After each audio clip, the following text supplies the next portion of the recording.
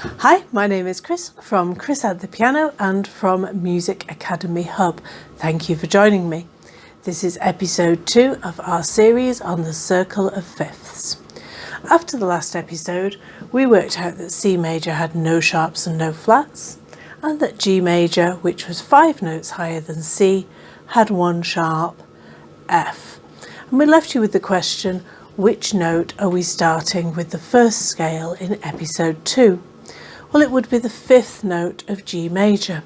So if we count up G, A, B, C, D, we need to start on D. So we'll draw our treble clef.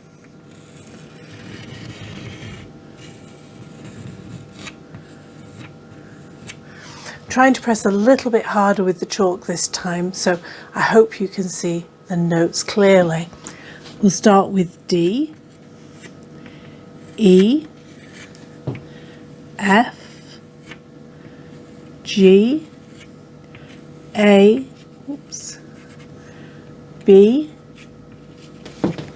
the 7th note of C, and then finally the D to finish the scale. Start the next one. Now in G major we had 1 sharp F, so we need to bring that sharp forward to this scale. There we go. Our F sharp is in place. Now in episode 1 we spoke about tetrachords, which are the first 4 notes and the last 4 notes of the scale.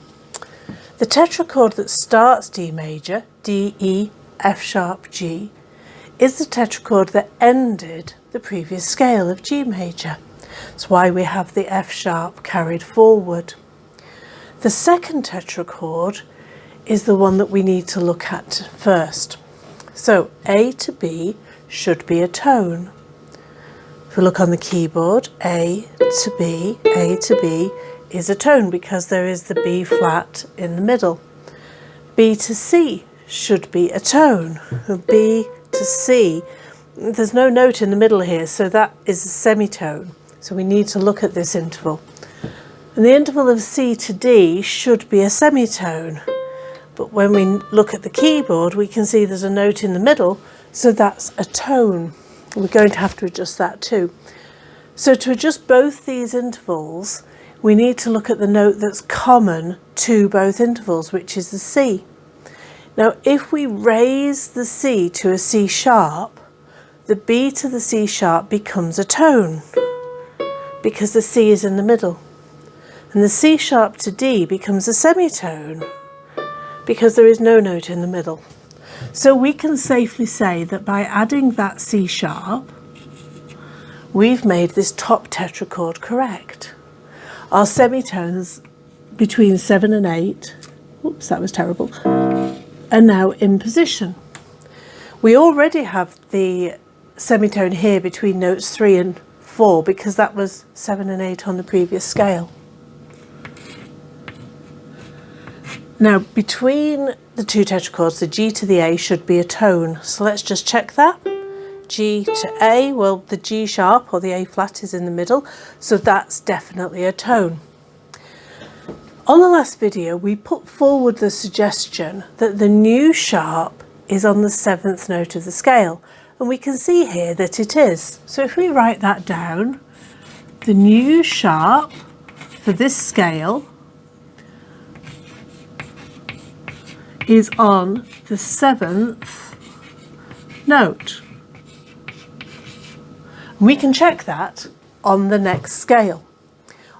What will the next scale be on? Well, it's on the 5th note or the dominant note of the scale.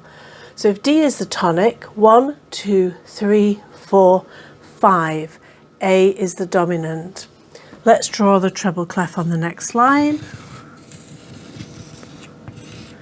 And we can add our first note, which is A.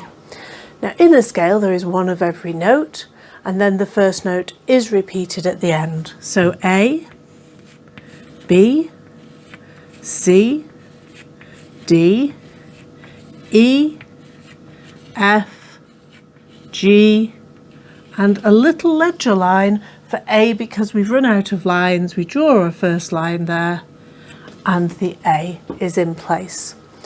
We said the last tetrachord is the first tetrachord of the next scale. So A, B, C sharp, D is what we need here. We've got A, B, C, D. Let's put in the C sharp.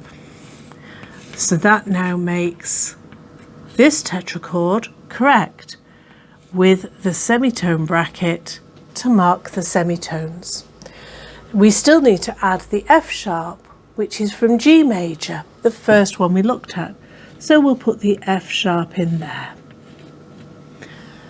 Now, the new sharp is the seventh note. Well, the seventh note is the one before the last, so let's put that one in.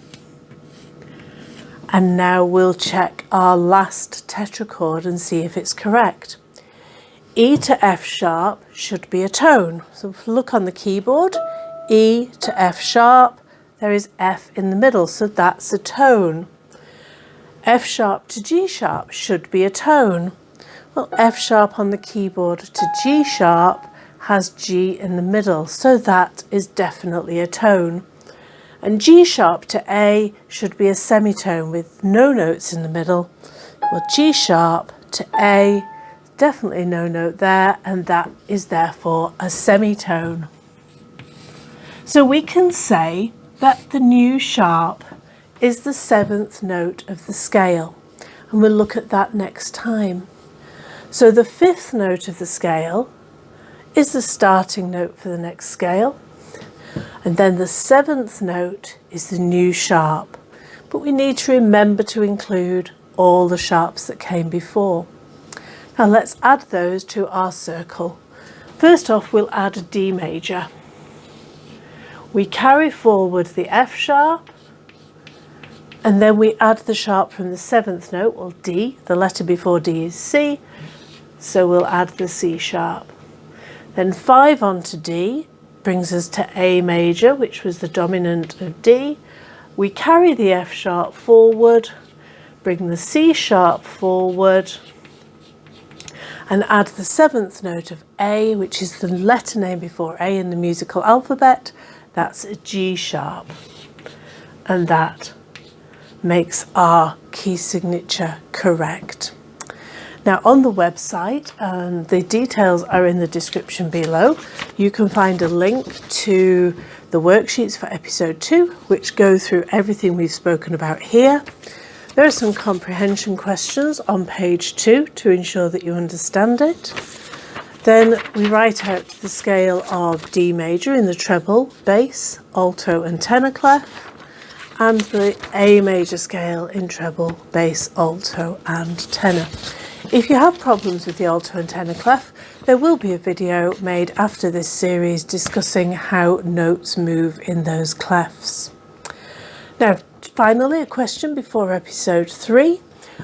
We need to start the next scale on which note? Is it A, B, C sharp, D or E? Which note is the dominant note of A major, which starts our next scale? Thank you for joining me today. If this has been helpful, please like and subscribe to the channel. This video is available on 3 channels: Chris at the Piano, Music Academy Stalybridge and Music Academy Hub. Do check out our website for more details of the other courses available. Thank you for joining me. See you next time. Bye for now.